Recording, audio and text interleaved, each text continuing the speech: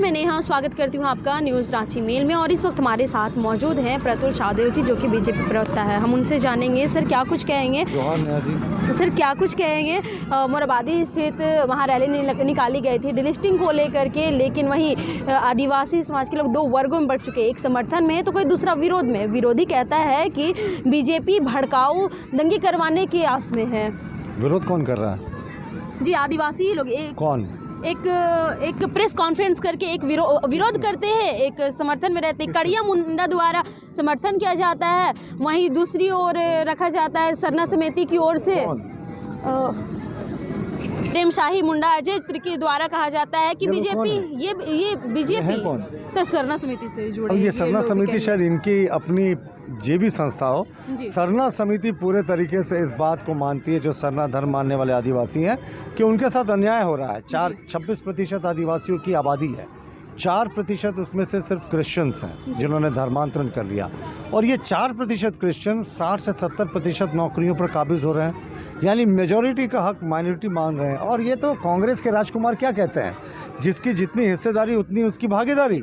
पर यहाँ तो उल्टा हो रहा है, 4% 60% के हिस्से पे कब्जा हो रहा है। और ये लोग कह रहे हैं आदिवासियों को भड़काने की कोशिश हो रही है। क्या हमने भड़काया? क्या बाबा कार्तिक उरांव जो कांग्रेस के सांसद थे, पूर्व केंद्रीय मंत्री थे, वो तो बिल लेकर आए थे कि जिन्होंने धर्मांतरण कर लिया आदिवासी, उनको बाहर कीजिए सूची से, उनको लाभ मत दीजिए। तो ये तो कांग्रेस के ही सांसद का ओरिजिनली बिल लाया हुआ था। तो हमारा भी मानना है कि जिन आदिवासियों ने हज़ारों वर्षों से अंग्रेज़ों और मुग़लों के हमले के बावजूद अपनी सांस्कृतिक पहचान को बरकरार रखा, अपनी संस्कृति को ज़िंदा रखा, अपनी सामाजिक चेतना को ज़िंदा रखा, उनको पहली प्राथमिकता मिलनी चाहिए। सर दूसरा सवाल ये करेंगे सर कि 6 बार राज्य के मुख्यमंत्री हेमंत सोरेन को ईडी का समन मिला सर, पर अब तक वो उपस्थित नहीं हो पाए हैं। 6 बार ईडी का समन उनको जा चुका है। देखिए, मुख्यमंत्री जी ने क्या शपथ दी थी संविधान का, जिस समय वो शपथ ले रहे थे मुख्यमंत्री पद के, लगता है उनको याद दिलाने का वक्त आ गया है। मैं हेमंत सोरेन विधि के द्वारा स्थापित जो प्रणाली है, संवैधानिक व्यवस्था पर आस्था की शपथ लेता हूँ। और इसी संविधान के तहत हमारा लोकसभा राज्यसभा बना है। लोकसभा के द्वारा पारित ईडी का जो एक्ट है, वो ईडी लोकसभा और राज्यसभा से पारित होकर बना है। उसके वो एक संवैधानिक एजेंसी के समन्स को दरकिनार कर रहे हैं। कल तो राज्य का एक अपराधी कहेगा कि भाई पुलिस समन करेगी उनको 41A के अंदर, वो कहेगी हम नहीं जाएंगे, मुख्यमंत्री नहीं जाते, हम क्यों जाएं? ये कौन सा लॉजिक है मुख्यमंत्री जी? अगर आपने कोई गलत नहीं किया ना, तो दुनिया की कोई एजेंसी आपको गलत से फंसा नहीं सकती। और अगर एजेंसी गलत फंसाएगी तो अदालतें हैं। फिर मुख्यमंत्री जी को इतना डर क्यों? देखिए मैं बताऊं ये डर क्यों है, क्योंकि उनको पता है कि उनकी जो राजनीतिक जो साम्राज्य है उसका अंत होने वाला है। वो बहादुर शाह जफ़र साबित होंगे अपने सोरेन परिवार के राजवंश का। इसके बाद कोई सोरेन परिवार का राजनीतिक रूप से नाम लेने वाला भी नहीं बचेगा। इसलिए वो ईडी के पास नहीं जा रहे, क्योंकि उनको पता है कि वो काजल की कोठरी में आकंठ भ्रष्टाचार में डूबे हुए हैं। वो जाएंगे और ईडी कार्रवाई करेगी। अब हमारा मानना है कि ईडी को भी अब इंतज़ार नहीं करना चाहिए। हालांकि वो स्वतंत्र एजेंसी है, जो विधि सम्मत कार्रवाई है वो करनी चाहिए, क्योंकि एक गलत नज़ीर पेश हो रही है। लेकिन मुख्यमंत्री जी क्या पूरे राज्य के लिए नज़ीर पेश कर रहे हैं? वो अपराधियों के लिए क्या नज़ीर पेश कर रहे हैं? वो देश के नागरिकों के लिए क्या नज़ीर पेश कर रहे हैं? जब मुख्यमंत्री ही नहीं जाएगा समन पे, तो कल तो सारे लोग कहेंगे। मुझे भी पुलिस ने 41A में समन किया, 6 केसेस में फेस कर रहा हूँ हेमंत सोरेन का। मैं भी कहूँगा मुख्यमंत्री नहीं जाते, मैं भी नहीं जाऊँगा। पर नहीं, हम लोग कानून मानने वाले लोग हैं, जो होगा कानून सम्मत कार्रवाई हम। सर उनका कहना है कि जो सुप्रीम कोर्ट में मैं जवाब दूंगा वही ईडी में जो जवाब दूंगा वो वहाँ भी दूंगा, तो फिर मैं ईडी के पास क्यों जाऊँ? ये सुप्रीम कोर्ट में कोई मामला लंबित ही नहीं है, वहाँ क्या जवाब देने की बात है? वो तो गए सुप्रीम कोर्ट ने हाई कोर्ट भेज दिया, हाई कोर्ट ने खारिज कर दिया।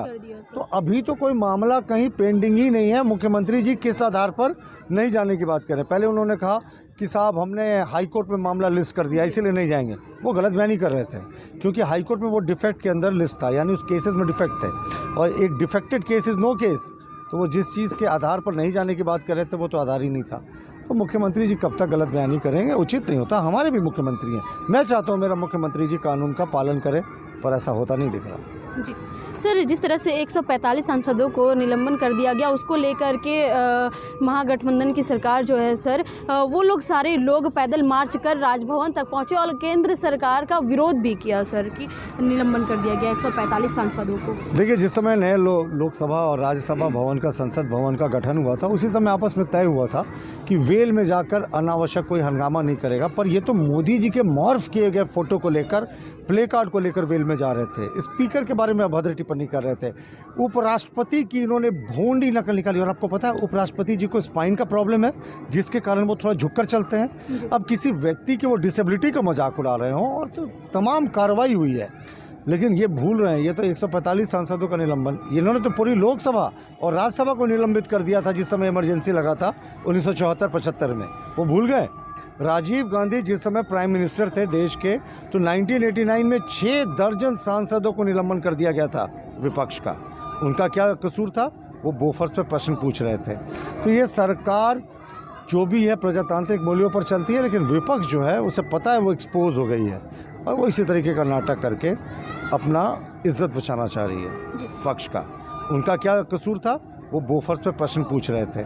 तो ये सरकार जो भी है प्रजातांत्रिक मूल्यों पर चलती है, लेकिन विपक्ष जो है उसे पता है वो एक्सपोज हो गई है और वो इसी तरीके का नाटक करके अपना इज्जत बचाना चाह रही है। सर, सबसे आखिरी सवाल करेंगे सर कि राजभवन के समक्ष राज्य स्तरीय पंचायत सचिवालय स्वयं सेवक संघ के लोग 176 दिनों से लगातार धरने प्रदर्शन पर है। जेबीएम केंद्र कार्यालय का घेराव भी किया, पर कुछ इस पे असर देखने को नहीं मिला उन लोगों को, जिसको लेकर के जब विधानसभा सत्र चल रहा था सर, उसके बाहर उन लोगों ने धरना प्रदर्शन किया, जिसको लेकर के वहाँ लाठीचार्ज भी हुई। देखिए, कोई ऐसा सगा नहीं जिसे हेमंत सोरेन ने पीटा नहीं। जितने लोगों ने इन्हें वोट देकर बनाया था, सत्ता में काबिज कराया था, सबकी पिटाई हुई है सरकार में। शुरुआत करते हैं ना 19 सितंबर 2020 से। इसी राजभवन के सामने जब प्रदर्शन कर रहे थे जो सहायक पुलिसकर्मी हैं, तो उनको परमानेंट पुलिसकर्मियों के द्वारा बेदर्दी से पिटवाया गया था। कोरोना काल में जब रात के 2 बजे थे तो होमगार्ड के जो जवान मोराबादी में धरना दे रहे थे, उनको पुलिस ने नक्सलियों पे जैसा ऑपरेशन करता वैसा ऑपरेशन करके उनको उठाकर जंगल में छोड़ दिया था। आंगनबाड़ी सहायिका सेविका के साथ बिरसा मुंडा चौक पर इसी राज्य की पुलिस ने सरकार के इशारे पर मारपीट की थी। और जेपीएससी का जब परिणाम का विरोध कर रहे थे लोग, मुख्यमंत्री के कॉन्स्टिट्यूंसी के एक क्षेत्र से 28 लोग सीरियल वाइज सेलेक्ट हो गए थे। उन लोगों को उपायुक्त कार्यालय के सामने दौड़ा कर पीटा गया। तो ये तो लाठी डंडे वाली सरकार है। और अभी जो पंचायत वाले जो हमारे भाई बंधु हैं, उनकी बेदर्दी से पिटाई हुई। और मुख्यमंत्री जी के 2 बड़ी घोषणाएं आपको याद है ना, कि जितने अनुबंध कर्मी हैं, जितने अभी सरकार में अनुबंध पर काम कर रहे हैं, परमानेंट नहीं हुए, सबको परमानेंट करेंगे और 5 लाख नौकरियां हर एक वर्ष देंगे। पर इन्होंने तो किसी को नहीं छोड़ा। सारे लोग जिन्होंने वोट दिया था, इनको सपने देखे थे, मुख्यमंत्री जी ने सबको पिटवाया है। जी सर, वही हमने जेएमएम के कार्यकर्ता से भी और कई लोगों से भी बात की। मैं नेहा जी एक चीज़ और बताना भूल गया। 21 अप्रैल को 2023 को जब 60-40 न्याय चलतो नीति का विरोध करे युवा ने मुख्यमंत्री के आवास के बाहर प्रदर्शन किया, तो फिर उनको पिटवाया गया। तो ये तो आदिवासी मूलवासियों को पीटने वाली सरकार है। सर, हमने जेएमएम से जुड़े कार्यकर्ताओं से, नेताओं से बात की। उनका कहना है सर कि राज्य स्तरीय पंचायत सचिवालय स्वयं सेवक के संघ के लोग अगर बदमाशी करेंगे तो पिटाएंगे। तो हमने बात की बीजेपी सरकार की, तो उनका कहना है कि जो किसान दिल्ली में धरना दे रहे थे, उनके साथ कितनी बदसलूकी केंद्र सरकार की थी, उस दिन को भी याद कर लिया जाए। इस तरह की बातें उन्होंने कही है। झारखंड क्यों लौटते हैं ना, पहले ये तो बताया ना, ये तो महीनों से इनका धरना चल रहा था, क्यों नहीं इन्होंने सुध लिया? मुख्यमंत्री जी ने क्यों प्रॉमिस किया था कि सभी अनुबंध कर्मियों को, जितने लोग परमानेंट नहीं है, सबको परमानेंट करेंगे सरकार में? तो हवा में कर दिया था खाली वोट लेने के लिए, और मिली लाठियाँ।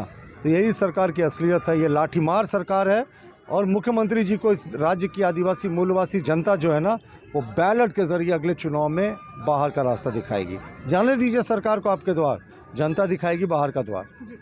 तो ये हमारे साथ बीजेपी प्रवक्ता प्रतुल शाहदेव जी जुड़ चुके थे। उन्होंने बताया कि जिस तरह से हेमंत सरकार अपनी चुनावी वादों को पूरा नहीं किया, चुनावी वादों से वोट मांगने का काम की है, और अभी जिस तरह से वो सरकार आपके द्वार कार्यक्रम चला रही है, तो अब जनता उससे इतनी ज़्यादा आक्रोशित है कि अगर सरकार आपके द्वार जाती है तो उसे बाहर का रास्ता भी जनता दिखाने का पूरी तरह से काम करेगी। ऐसे ताज़ा तरीन खबरों के लिए बने रहे न्यूज़ रांची मेल के साथ, मैं रिपोर्टर नेहा।